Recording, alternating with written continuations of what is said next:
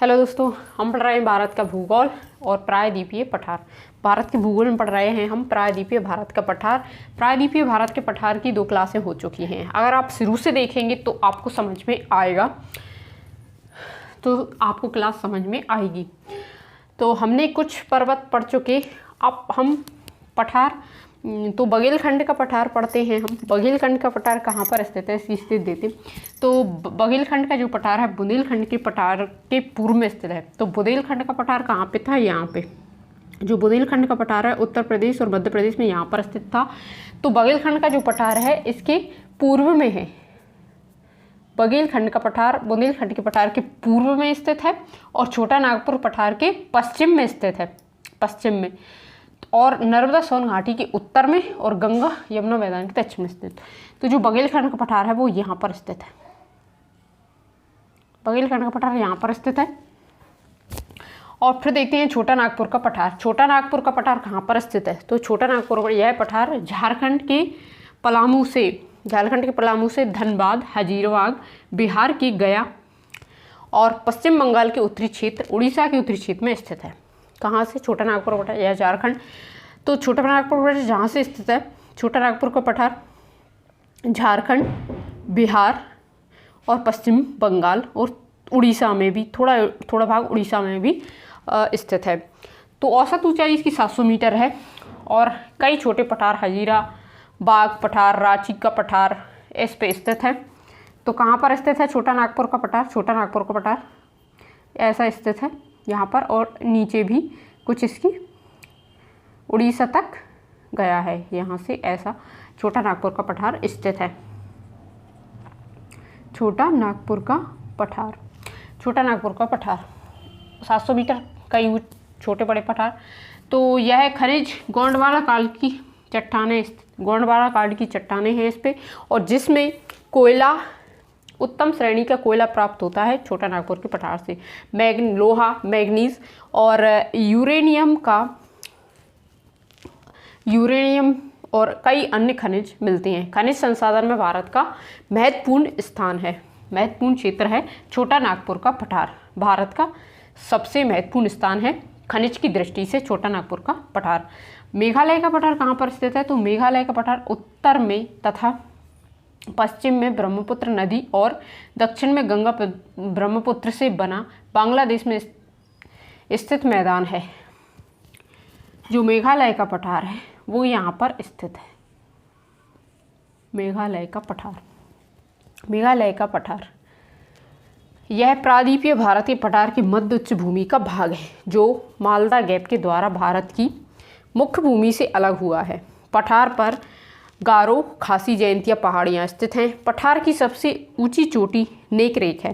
भारत का सबसे अधिक वर्षा वाला स्थान मार्सन राम यहाँ पर स्थित है और चाय कॉफ़ी की खेती की जाती है मेघालय के पठार पे। फिर इसके बाद देखते हैं विंध्याचल का पर्वत।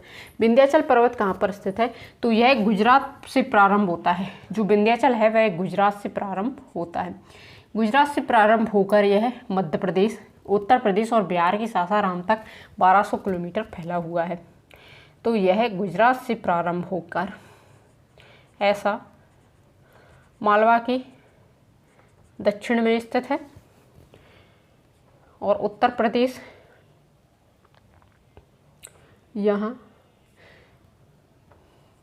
यहाँ से बघेलखंड के पठार से रियो पन्ना के पठार के बीच में से होता हुआ यह कहाँ तक गया है, तो उत्तर प्रदेश और बिहार की सासाराम तक।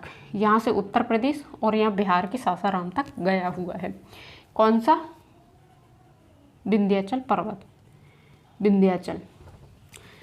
तो विंध्याचल पर्वत गुजरात से प्रारंभ होकर मध्य प्रदेश, उत्तर प्रदेश, बिहार की सासाराम तक 1200 किलोमीटर तक फैला हुआ है। विंध्याचल पर्वत स्थिति इस पठार के उत्तर में मालवा का पठार, इससे उत्तर में यहाँ पर मालवा का पठार, मध्य भारत का पठार, रीवा पन्ना का पठार, यहाँ पर रीवा पन्ना का पठार स्थित है।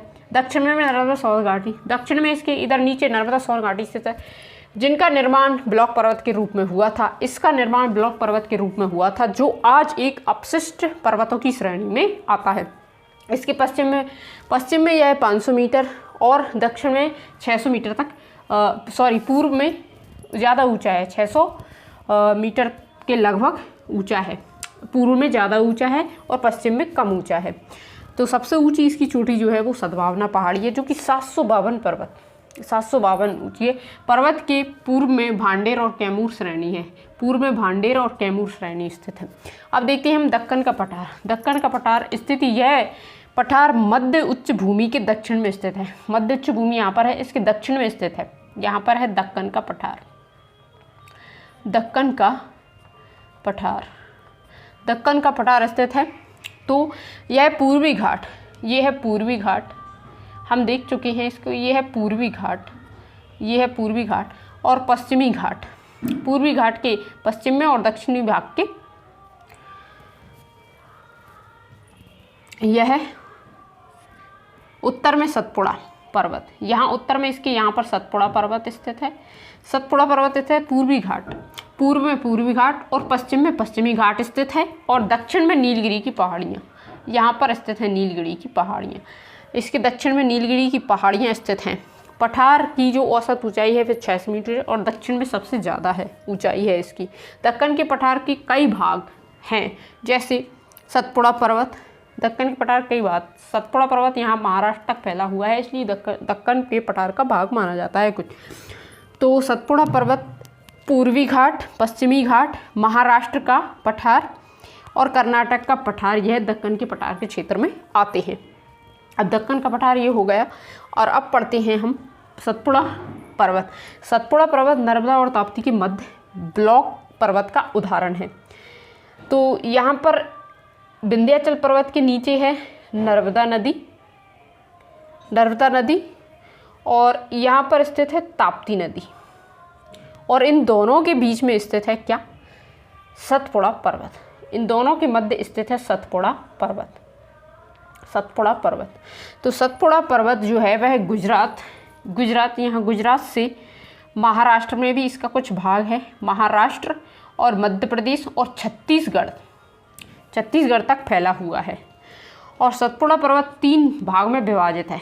पश्चिमी सतपुड़ा जो कि इधर है, पश्चिमी और पूर्वी सतपुड़ा और मैकल श्रेणी। पश्चिमी सतपुड़ा जो है वो गुजरात से लेकर बुरहानपुर दर्रे यहाँ पर स्थित है। मध्य प्रदेश में बुरहानपुर दर्रा स्थित है, बुरहानपुर जिले में। तो वहाँ तक स्थित है पश्चिमी सतपुड़ा पर्वत। पश्चिमी सतपुड़ा यह गुजरात से लेकर बुरहानपुर दर्रे तक स्थित है।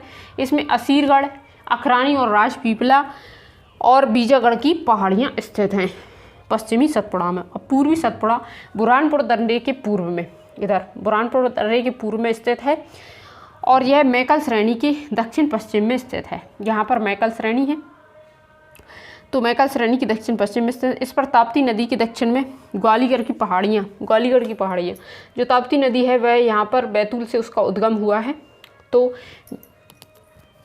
ताप्ती नदी के दक्षिण में ग्वालियर की पहाड़ियाँ, दक्षिण में यहाँ पर ग्वालियर की पहाड़ी हैं।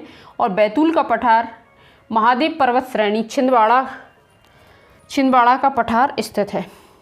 जो पूर्वी सतपुड़ा है उस पर बैतूल का पठार स्थित है, महादेव पर्वत श्रेणी स्थित है, छिंदवाड़ा का पठार स्थित है। और महादेव श्रेणी पर ही पचमढ़ी जो कि एक प्रसिद्ध पर्यटन स्थल है, पचमढ़ी स्थित है। महादेव श्रेणी सतपुड़ा पर्वत पर ही छिंदवाड़ा का पठार भी स्थित है।